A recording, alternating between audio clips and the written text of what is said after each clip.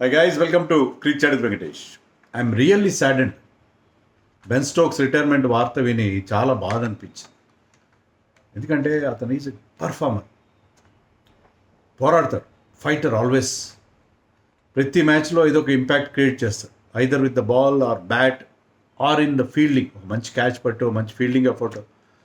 మొత్తం మీద అతను ఎప్పుడు కూడా నెవర్ గివ్స్ అప్.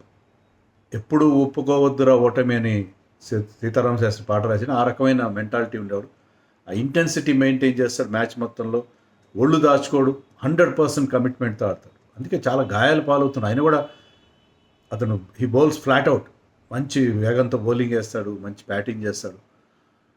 అలాంటి ప్లేయర్ రిటైర్ అవుతున్నాడంటే ఎందుకో బాధ అనిపిస్తుంది. ఆల్రెడీ విరాట్ కోహ్లీ రిటైర్ అయ్యాడు. విరాట్ కోహ్లీ, బెన్ స్టోక్స్ ఇలాగే చాలా ఇంటెన్సిటీ మెయింటైన్ చేస్తారు. కసి ఉంటుంది వాళ్ళలో. టెస్ట్ మ్యాచ్లకి వీళ్ళు కావాలి, ఇలాంటి ప్లేయర్స్ కావాలి. అలాగే మొన్న కేన్ విలియమ్సన్ ఇదే సిరీస్లో రిటైర్ అయ్యాడు. ఇలాంటి ప్లేయర్స్ని మిస్ అవుతుంటే టెస్ట్ క్రికెట్ చాలా చిన్నపోతుంది, బోసిపోతుంది నిజంగా. Virat Kohli, Ben Stokes, Kane Williamson.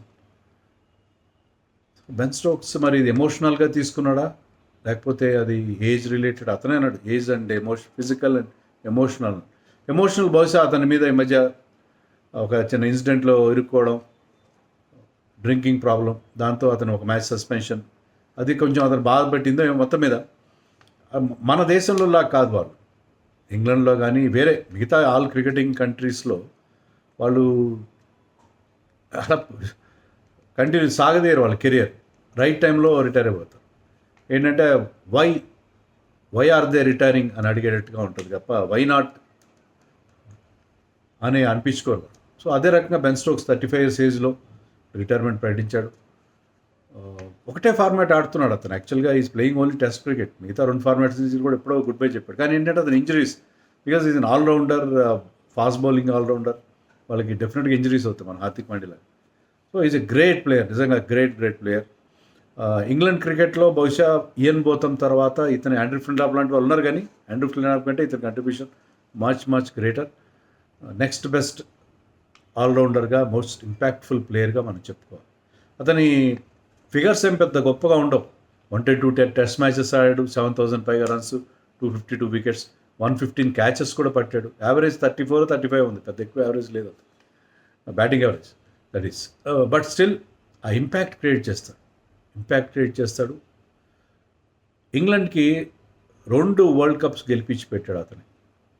2019లో మొట్టమొదటిసారి, అంతకుముందు 3 సార్లు ఫైనల్కి వెళ్ళి వాళ్ళకి ఒక్కసారి కూడా వన్డే వరల్డ్ కప్ దక్కలేదు. అది అతను 2019లో తమ టీంకి గెలిపించి పెట్టాడు. 84 not out, I think 84 not out in the final. కొంచెం కాంట్రవర్షియల్ నాట్, బట్ అతను ఆడిన innings that one the match for England in 2019. అలాగే 2022లో T20 వరల్డ్ కప్ ఎంసీజీలో లో స్కోరింగ్ మ్యాచ్, 138 ఎంతో వాళ్ళ టార్గెట్, దాంట్లో 52 నాట్అవుట్ చేశారు. He was the only one to get a 50 in that match, లో స్కోరింగ్ ఫైనల్లో కూడా. సో ఆ 2 మ్యాచ్ల్లో కూడా అతను చాలా ఇంపార్టెంట్ కాంట్రిబ్యూషన్ ఇచ్చి ఇంగ్లాండ్కి 2 గెలిపించి పెట్టాడు. టెస్ట్ మ్యాచ్లో మీరు అనొచ్చు ఒక్కసారి WTC ఫైనల్ కూడా తీసుకెళ్ళలేదు, నిజమే. బ్యాస్ బాల్, అతను మెకల్లం కలిసి బ్యాస్ బాల్ అనేది తీసుకొచ్చారు. దాంతో కొన్ని ఫెంటాస్టిక్ విన్స్ వచ్చాయి. విన్నింగ్ పర్సంటేజ్లో అతను 40కి పైగా టెస్టులు లీడ్ చేశాడు. అతనికే ఎక్కువగా ఉంది ఇంగ్లీష్ క్యాప్టెన్స్లో. అది అతని మంచి రికార్డే, కానీ మీరు మేజర్ గెలవలేదు. యాషెస్లో కూడా అంత మేజర్ విక్టరీస్ లేవు. బట్ ఐ థింక్ ఆ బ్యాస్ బాల్ అనేది, ఎందుకంటే మెకల్లంకి అతనికి, బికాజ్ బెన్ స్టోక్స్ కూడా న్యూజిలాండ్లో పుట్టి తర్వాత ఇంగ్లాండ్కి వచ్చినాడు. సో వాళ్ళిద్దరి మధ్య ఉన్న బాండింగ్తో వాళ్ళ బ్యాస్ బాల్ అనేది తీసుకొచ్చారు. దాంతో రికార్డ్స్ కూడా అయినాయి. బహుశా బ్యాస్ బాల్, బెన్ స్టోక్స్ రిటైర్మెంట్తో బ్యాస్ బాల్ ఏరా కూడా ముగిసిపోతుంది. ఇప్పటికే ఆల్మోస్ట్ బ్యాస్ బాల్గా ఆడట్లేదు వాళ్ళు. బట్ ఓవరాల్గా he has done a wonderful job. ఆ ఇంపాక్ట్ క్రియేట్ చేస్తాడు. నేను చెప్పినట్టుగా 2 ఫైనల్స్తో పాటు అతను that innings of 135 not out in 2019 Headingley test match. వాళ్ళు ఒక స్టేజ్లో England was reduce to 286 for 9. అక్కడి నుంచి 359 టార్గెట్ని జాక్ లీచ్తో కలిసి, లాస్ట్ మ్యాన్తో కలిసి, దిస్ మాన్యుమెంటల్ ఇన్నింగ్స్ హెడింగ్లీలో. ఆ ఇన్నింగ్స్ 289 ఫర్ 9 ఏంటి, 359కి తీసుకెళ్ళామండి, 135 నాట్. అలాంటి ఇన్నింగ్స్ ఆడతాడు అతను, అలాంటి ఇన్నింగ్స్ ఆడతాడు.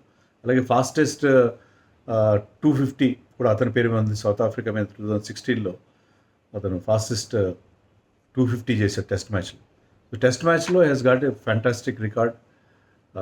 జాక్ కాలిస్ తర్వాత 7,000 రన్స్ 250 వికెట్స్ తీసిన ఏకైక టెస్ట్ ఆల్రౌండర్ అతను. అతనికంటే ఎక్కువ వికెట్లు తీసిన వాళ్ళు ఉన్నారు, ఎక్కువ రన్స్ చేసిన వాళ్ళు ఉన్నారు. సో ఓవర్స్ 235 వికెట్స్ తీసాడు, 8,000 పైగా రన్స్ ఉన్నాయి.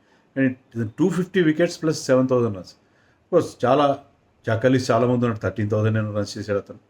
వికెట్స్ కూడా చాలా ఎక్కువ తీశాడు. బట్ అతని తర్వాత టెస్ట్ మ్యాచ్లో బెస్ట్ ఆల్రౌండ్ పర్ఫార్మెన్స్ అంటే in terms of numbers Ben స్టోక్స్గా ఉన్నాయి. ఇలా చాలా అతనికి చాలా గొప్పతనం ఉంది అతనికి.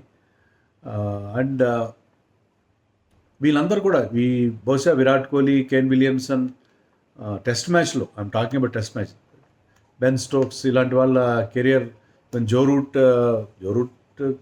ఇంకా ఆడుతున్నాడు, జో రూట్, స్టీవ్ స్మిత్, వీళ్ళ ఎరా ముగిసిపోతుందేమో. They are all great world class players, చాలా గొప్ప ప్లేయర్స్. బెన్ స్టోక్స్ ఖచ్చితంగా మిస్ అవుతాం.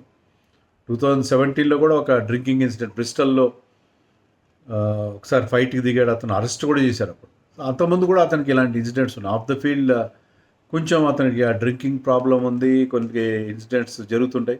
But on the field he was always team man. ప్రాణం పెడతాడు టీం కోసం, చాలా చాలా కష్టపడి అతని performances, wonderful performances. So great cricketer.